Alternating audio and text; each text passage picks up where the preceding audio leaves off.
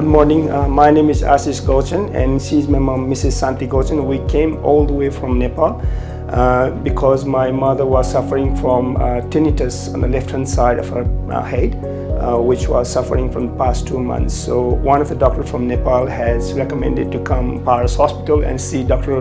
Bipul Gupta. So we came in last week and the surgery took place 2 days ago.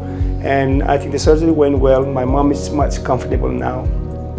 Yeah, she's quite happy because she don't get those the sounds coming through her head anymore. So I would say the hospital is quite good, very accurate treatment in a very short time. And Dr. Bipul Gupta is a very professional doctor, and we have heard a lot about him through friends and other doctors back in Nepal. So everything was going well, the service was good. They come in very quick service even when we were living in the ward.